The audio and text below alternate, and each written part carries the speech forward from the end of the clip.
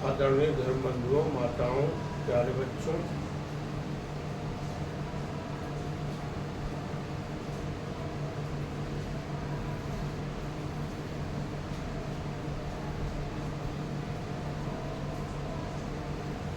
आज का जो युग हमें दिखाई पड़ रहा है, खासकर भारत और कुछ आसपास भी लोभ प्रधान युग दिखाई पड़ रहा है। और लोभ जो है पाप को जन्म देता है।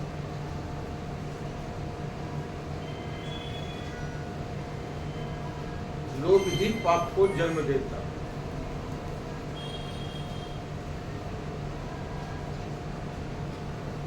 तो ये क्या है? लोभ, काम, क्रोध, अहंकार, मोह क्या है? यही है जो हम लोग इसको ही कह सकते हैं कि हम लोग बंधन में हैं।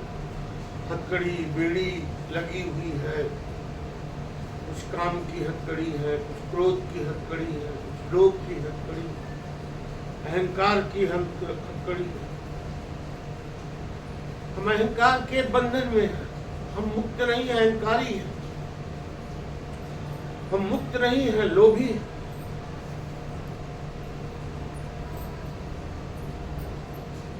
हम मुक्त नहीं हैं, बंधन में हैं। गुलामी है हमारे पास, गुलामत में जीते हैं। ये गुलामत कैसे टूट सकती है? तो उसी को कहते हैं धर्म। कि धर्म से आदमी गुलामी से मुक्त हो सकता है, किसी का गुलाम नहीं। धर्म जो एक ईश्वर की तरफ हमें ले जाती है, एक परमात्मा, एक गुरु।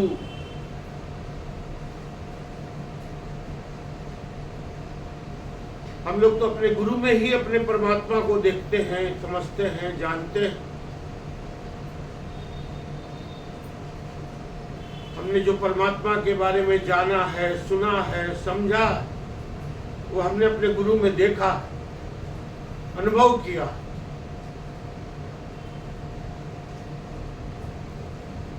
तो गुरु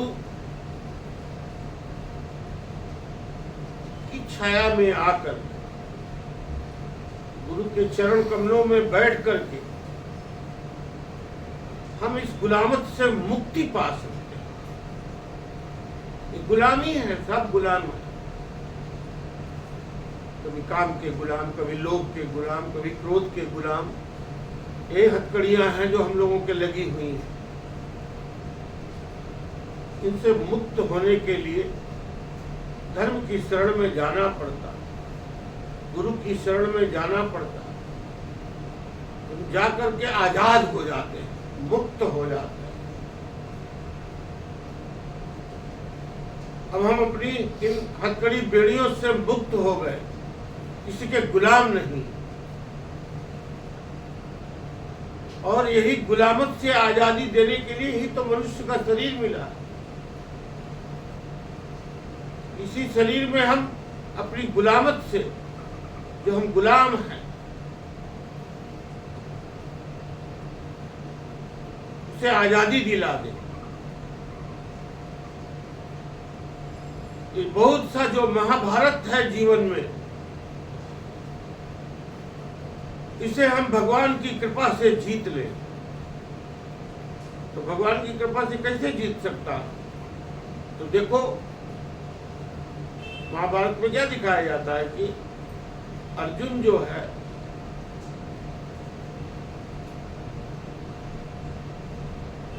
वो अपने 5 घोड़े, यही काम, क्रोध, लोभ, मोह, अहंकार, इनकी लगाम अपने गुरु को सौंपता है, कृष्ण को।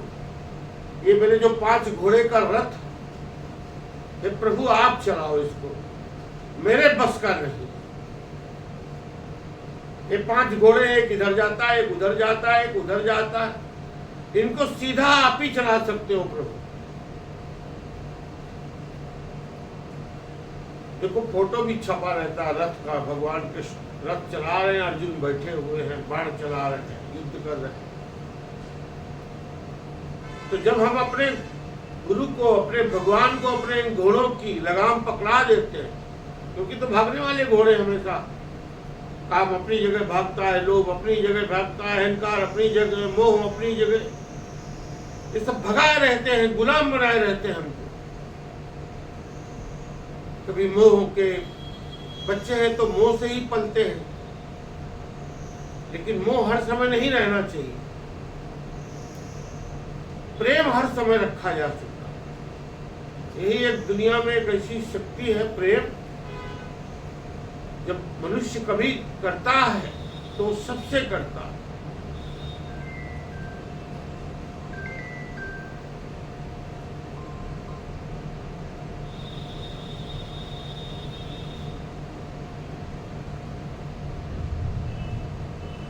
जिन प्रेम कियो तिरहि प्रभु पाए। और सदैव गुरुओं के घर, संतों के घर, प्यार के घर बोले गए, व्यापार के घर नहीं बोले गए। संत महात्मा महापुरुष व्यापार नहीं करते। संतों की शिक्षा आत्म अनुसंधानक होती है, दीक्षा से जुड़ी रहती है, व्यवसाय से नहीं। वो व्यापार नहीं करते हैं, दीक्षा, साधना, यज्ञ, इनका व्यापार नहीं करते हैं। वो तो प्यार करते हैं और संगत करते हैं कि हम सब एक ही जैसे हैं। हम अपने गुरु की छाया में, चरण कमलों की छाया में बैठ करके आश्रम में यज्ञ करें, पूजन करें, वहां परिवार हो, प्यार हो, व्यापार नहीं।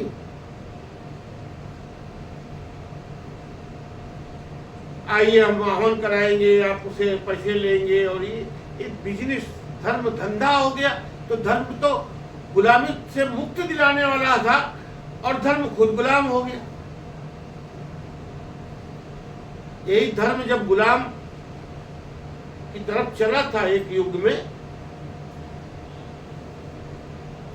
क्यों सोमनाथ के मंदिर पर गजनी ने 16 बार आक्रमण किया? किसी राजा महाराजा पे आक्रमण क्यों नहीं करता था? क्योंकि इन मंदिरों के माध्यम से अपार धन इकट्ठा होता था इन मंदिरों में।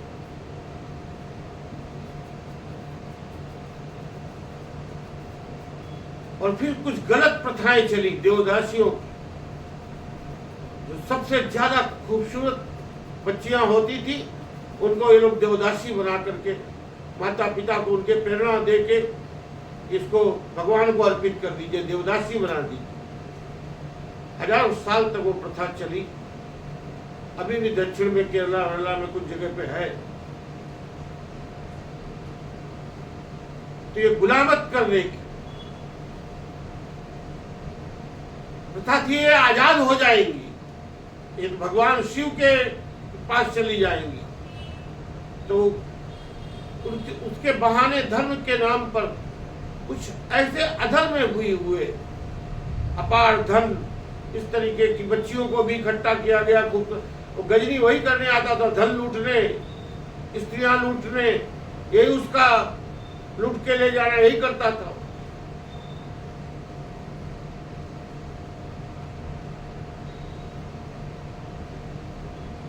आज का युग जो है लोभ का युग है। लोभ में कुछ भी करता, और लोभ ही पाप का मूल है। बाबा बोले पाप के बाप का नाम लोभ है।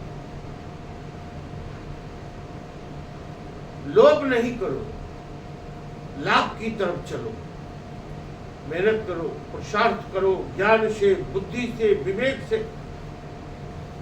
कितना भी आप कमाएं, अरबों रुपए कमा ही रहे लोग, करोड़ रुपए लोगों की तनख्वाह तक है। तो उनके काम ऐसे हैं, उनकी मेहनत ऐसी है, उनका दिमाग ऐसा। लेकिन इसी काम के गुलाम मत बनो। गुलामत से निकलने के लिए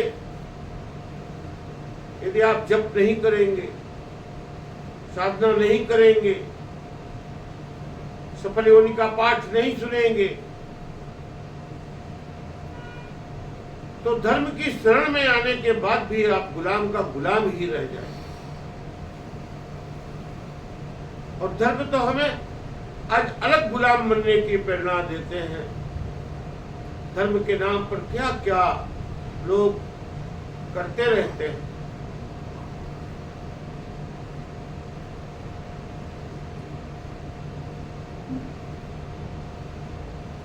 जब धर्म धंधा बनता है, वो इस पृथ्वी का सबसे बड़ा पाप होता है। इसीलिए रामायण में कहा गया, पुरोहित कर्म अति मंदा, वेद पुराण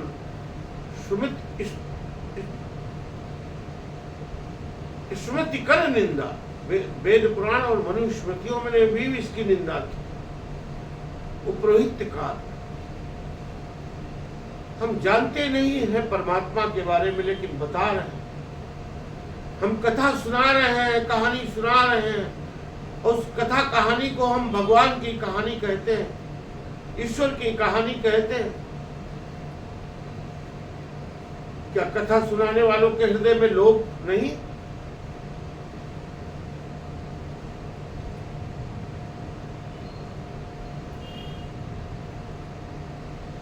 क्या वो लोभ से बच रहे हैं? क्या कथा, भजन, आश्रम ये व्यवसाय है? क्या इसके माध्यम से व्यवसाय करना उचित होता है?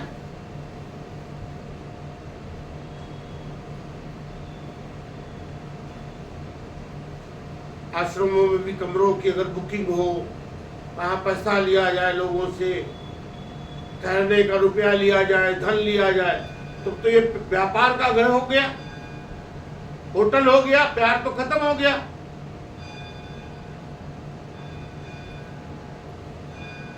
आश्रमों को आश्रमों जैसा रहने दिया जाए, और आश्रम का संचालन तो परमात्मा करते हैं, गुरु करते हैं, कोई व्यक्ति नहीं कर सकता। जब आप गुलामियों से आजादी पा जाते हैं ना, तो आप सब कुछ करने में सक्षम होते हैं। जब आप क्रोध के गुलाम हैं, आपको क्रोध इतना चढ़ा हुआ है कि आप बुद्धि सब हरण कर लिया। काल दंड ने काहू न मारा, हरहि बल बुद्धि विवेक विचारा। काल किसी को डंडा लेके नहीं मारता, मनुष्य का बल, बुद्धि, विवेक और विचार का हरण कर लेता। जा विधाता दारुण दुख देही, ताकि मति पहले हर ले। जिसे परमात्मा बहुत ज्यादा दुख देना चाहता है, क्योंकि दुख वही दे दिया जाएगा जो अपने कर्मों में लिखा हो। कर्मों से ही दुख मिलता है, कर्मों से ही सुख मिलता है। यदि हम क्रोध रूपी कर्म में लगे हुए, हर समय क्रोध में, हर समय लोभ में, हर समय मोह में,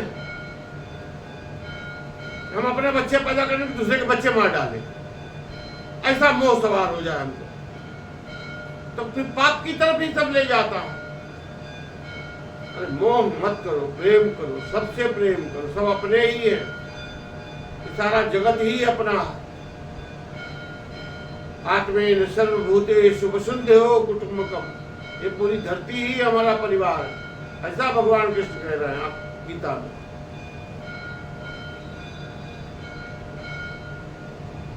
गुलामत से बचने के लिए दिवाली का समय आ रहा है।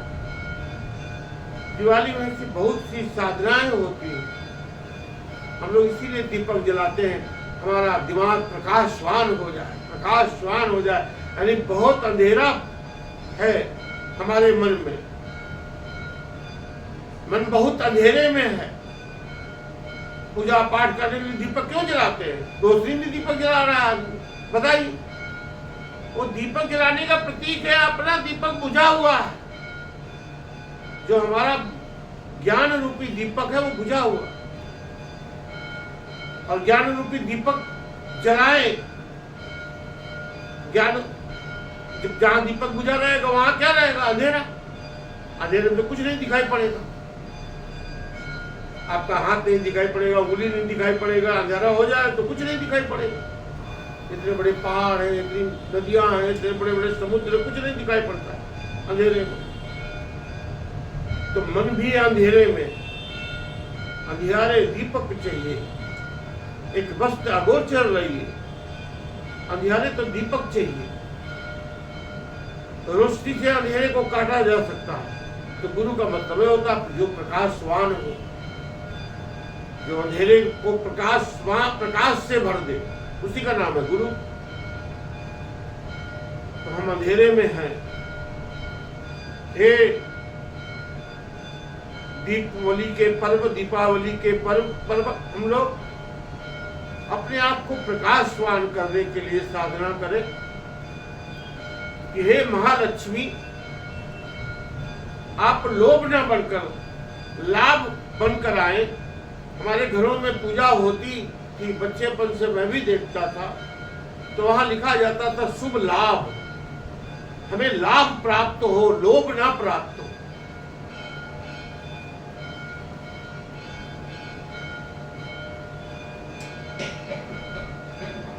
पहला मूर्ख जानिए जिसे लब्ध लोभ अहंकार, जो इन सब चीजों में पड़ा हुआ है वही आदमी मूर्ख है और कुछ नहीं है।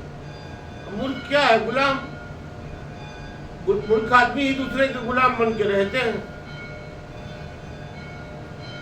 जो जग जाते हैं, प्रकाशवान हो जाते हैं, वो राजा हो जाते हैं। उसी को बोलता है रयो, मैं राज को जान गया, रहस्य को जान गया। जानकर ये जाना कि महाराजा धीराज जो होता है इस संसार का, उसको मैं जान गया। संत महात्माओं को लोग महाराज जी कहते हैं, राजा नहीं महाराज, राजाओं के राजा। इसी जगत में हम राजाओं के राजा बनकर जी सकते हैं। और जब हमको ये रहेगा सब लोग प्रधान क्यों है? हम चाहते सब हमें दे ही दे। भाई ये तो दो, माँ हो तो दो, बाप हो तो दो। हम लेना ही जानते, देना नहीं जानते। सबसे लेना है, लेना है, लेना है, यही लोभ है। अरे हमें भी देना चाहिए। ले लेके कहाँ रखूं? यही लोग प्रधान है, खाली लेना, खाली लेना, खाली लेना। हमने अपने बच्चों को सुख दिया तो हमको भी सुख दे, वो भी लेने देना, धंधे हो गया, व्यापार हो गया। अरे देखी कर दरिया में डाल, हमने तुमको सह दिया, पाल दिया, पोस दिया, तो आनंद लो अपना पृथ्वी का। हमको तुम दोगे नहीं दोगे, धंधा करने के लिए कौन किसी को पाला पोसा जाता है? मैंने तुम्हें पाला पोसा तो अब तुम मुझको पालना पोसना। अरे मेरे को जरूरत नहीं किसी की पालने पोसने।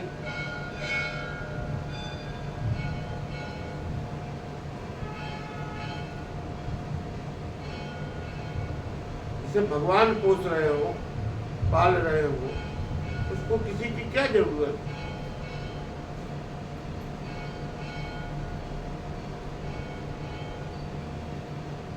गुरु अपनी व्यवस्था स्वयं चलाते हैं। इसीलिए हमारे यहाँ कहा जाता है अघोरा ना परो मंत्र नास्ति तत्व गुरु परम। ना अस्त होने वाला तत्व है गुरु, जो सदैव प्रधान बना रहता।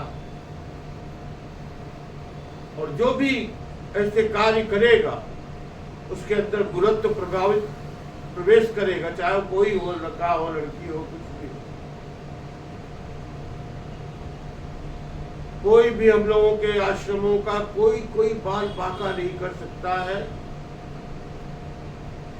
अगर कर सकते हैं तो हमारे अपने ही लोग कर सकते हैं, जो साथ में रह के गलत कार्य करने लगते हैं, गद्दारी करते हैं, वो भी लोग के चक्कर में पड़ते हैं, उनको भी धन चाहिए, सब धन के स्वामी बनना चाहते हैं। हमें कोई धन का स्वामी नहीं बनना है, धर्म का स्वामी बनना है। हम किसी के स्वामी ना बने, जो हमारे अंदर दास्ता है, गुलामत है, वो मुक्त हो जाए। वो तभी मुक्त होती है जब हम एक परमात्मा को, गुरु को, अपने आप को गुलाम कर देते कि हे मालिक, हम लोग अघोर मंत्र में पढ़ते हैं महादेव आए धीमहि, हे महादेव मेरी बुद्धि बन जाओ, मेरी धीमहि, मेरी बुद्धि में आप आओ, आप प्रवेश करो महादेव। हमारी बुद्धि हमारी किसी काम की नहीं है, ये हमें भटकाती है, ये हमें बंधनों में बांधने की कोशिश करती है, विचारों से पाप करवाती है, व्यवहारों से अपराध कराती है। तो हम किसी भी अपराध से और किसी भी पाप से बचे। जब बुरा सोचते हैं वही पाप, बुरा करते हैं वो अपराध है। तो बुरा सोचने में तो कोई नहीं पकड़ पाता, कोई पकड़ सकता है पुलिस की हम क्या बुरा सोच रहे हैं, लेकिन गुरु देखते हैं, परमात्मा जान लेते हैं तुम क्या बुरा सोच रहे हो, तुम्हारे अंदर क्या बुरा है। पाप का दंड मिलता है गुरु के दरबार में, इससे बचता नहीं है मनुष्य उससे भी। जैसे अपराध से नहीं बचोगे, इससे पाप से भी नहीं बचोगे। ये पाप बन के ही आते हैं, तमाम प्रकार के रोग, शोक, दुख, पीड़ाएं, बीमारियां, ये सब होती क्या, घूम के वापस आती। जब हम अहंकार बस, क्रोध बस, मैं ही मैं हूं और कोई है ही नहीं दुनिया में, खाली धन ही धन और कुछ है ही नहीं दुनिया में, खाली काम ही काम है और कुछ है ही नहीं दुनिया में।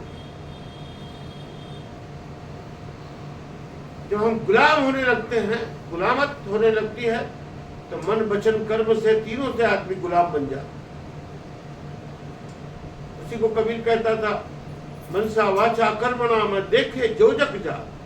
मन वचन और कर्म से मनुष्य नरक में जाते हुए देख रहा हूं।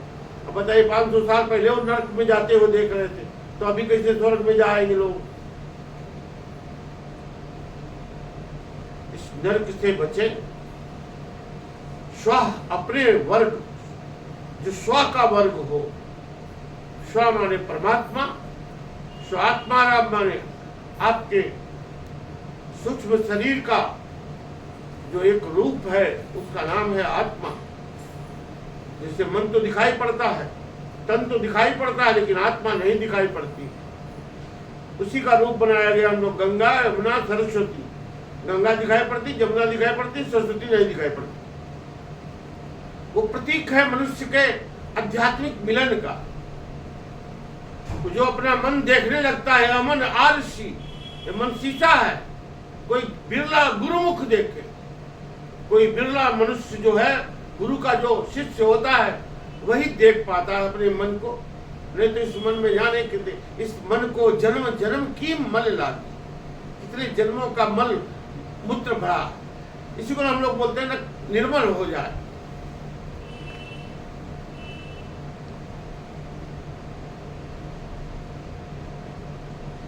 स्नान करने से तो नहीं निर्मल होता है मन, शरीर जरूर निर्मल हो जाता है। तो क्या स्नान करें? गुरु की वाणी रूपी गंगा से स्नान करना, उनके विचारों को अपनाना, उस पर जीवन में चलने की कोशिश करने लगना, वही धीरे धीरे आपको इस बंधनों से मुक्ति दिलाएगी। हम लोगों का दीपावली का पर्व शुभ हो। आने वाले समय में आप सभी लोग अच्छे से भगवान धन्वंतरी की पूजा करें, दीपावली का महोत्सव मनाएं। अपने आप को जगाने के लिए आप में बैठे भगवान को मैं प्रणाम करता हूँ, आत्मा राम को प्रणाम करता हूँ। ओम